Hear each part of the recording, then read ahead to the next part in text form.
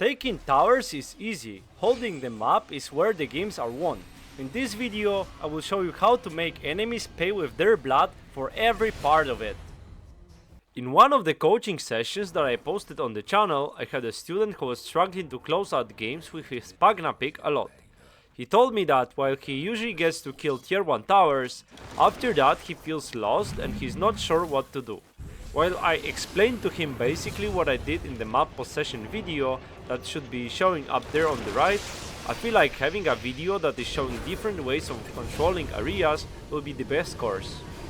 First instance of playing towards a certain area with the team is obviously the bounty runes. It is usually way better for your team to group up around one bounty, place an ops there and control the area. That way, you're pretty much guaranteed to take 2 bounties and in some cases, you'll also get the first blood. And how to properly control enemy areas? Well, we will just use coaching session example along with me in the exact same situation, and I will show you different approaches and what to do in these moments. And this is what I was talking about when it comes to the coaching session.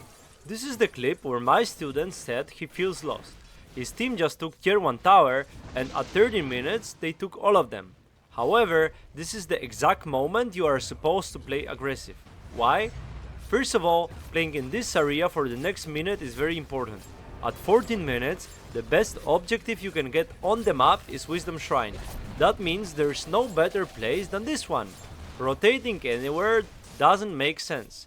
I mean, there could be a reason for that, if enemies bring enough heroes for you to kick you out. But make them do that. Get them to pay with blood for that shrine. While it's not efficient for your whole team to be there at this point of the game, having 3 heroes in this area at 30 minutes is not that bad.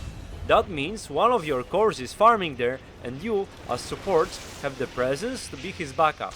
Keep in mind that you rarely get games where you are able to push enemy throne at 20 minutes. Usually, you need to gradually grow your gold lead. The fight ends, and while I'm proud of the fact he stood there to farm the wave, there was no reason to leave this area. You have an important objective spawning there in 30 seconds, and the other 2 cores that are alive for enemies are playing away from there. That means both Weaver and CM are not gonna be respawning in time to take the shrine if you sit on it, and just Disruptor isn't enough. Instead of running away, stay on the shrine and make them pay for it with blood. If they want to take it, they need to bring at least 2, if not 3 heroes right now.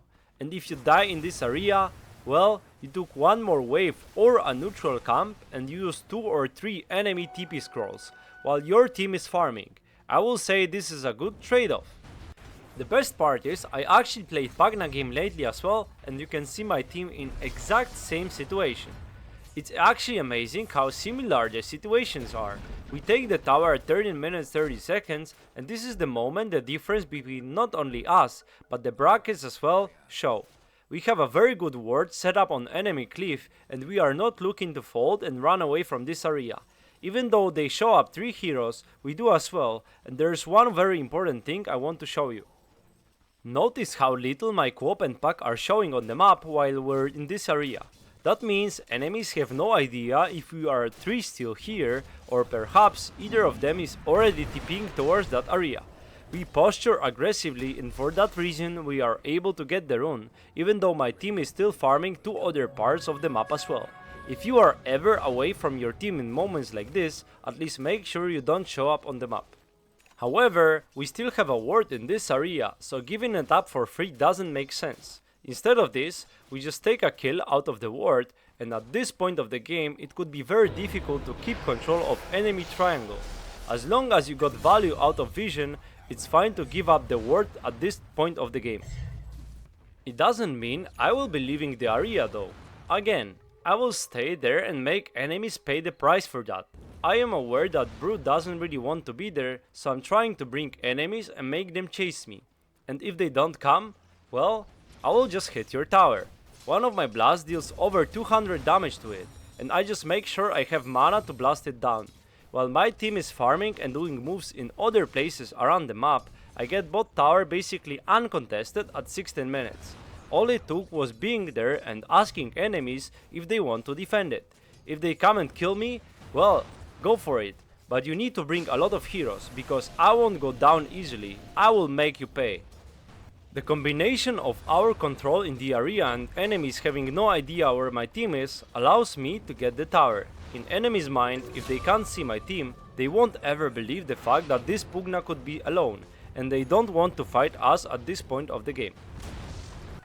And the next big thing is wards. If you want to play in certain areas, it's very good to have vision in there. It can be the obvious one. Why? It gives you a lot of vision in an area that you are going to take the fight, and if you don't, well, in this case, we'll just take their 2 towers on mid and top lane.